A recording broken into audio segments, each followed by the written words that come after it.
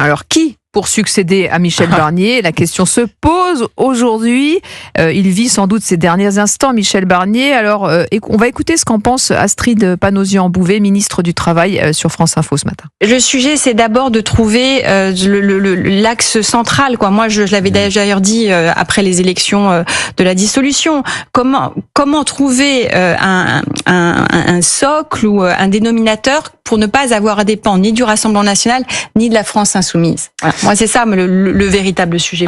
Voilà, alors qui pour succéder? De nombreux noms circulent pour Matignon. Déjà, la première hypothèse, c'est celle de Michel Barnier, qui est renommé sans doute pas avec l'intégralité de ses ministres, mais avec plusieurs ministres.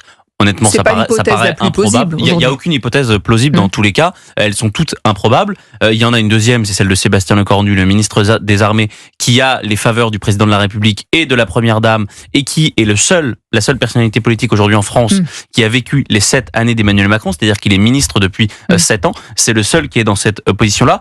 Et d'autant plus qu'il bénéficie de bonnes relations de travail avec le Rassemblement national. Il y a autrement François Bayrou, le président du MoDem, dès qu'il y a une élection qui se présente. Lui, évidemment, François Bayrou, il aimerait bien, d'autant plus que il serait celui qui pourrait amener la proportionnelle, qui est une proposition et une demande du MoDem et du RN depuis de longues années, et qui entretient pareil des relations cordiales avec le Rassemblement national. Il y en a une autre, c'est celle de Bernard Cazeneuve, mais là aussi, je ne la trouve pas très plausible. Il y en a une autre qui est donnée davantage par une partie droitière, notamment des Républicains, c'est celle de Bruno Retailleau. On sait que Bruno Retailleau, la vraie surprise, c'est qu'il s'est très bien entendu avec Emmanuel Macron, notamment lors du déplacement au Maroc. Mais Emmanuel Macron, il le respecte, et même s'ils sont pas d'accord, ils ont assumé des désaccords assez profonds. Ça reste une possibilité, et il y a une autre possibilité qui est celle d'un gouvernement technique jusqu'à une potentielle dissolution dans 6 mois. Et là, des noms comme Augustin de Romanet ou François Villeroy de Galhau de la Banque de France sont évoqués. Mais tout ça reste en effet de la politique fiction.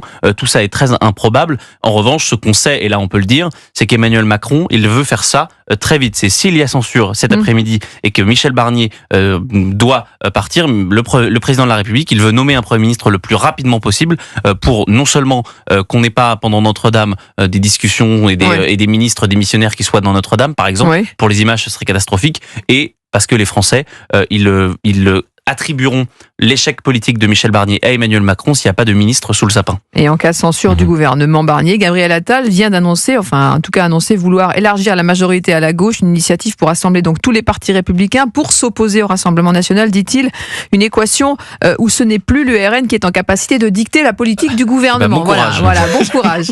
Allez, merci à tous. Merci. En tout cas, Nathan Dever, Jules Torres, nul doute que notre ami Pierre de Villeneuve en parlera ce soir dès 19h dans Europe 1 Soir. Et nous, on se retrouve demain, les amis.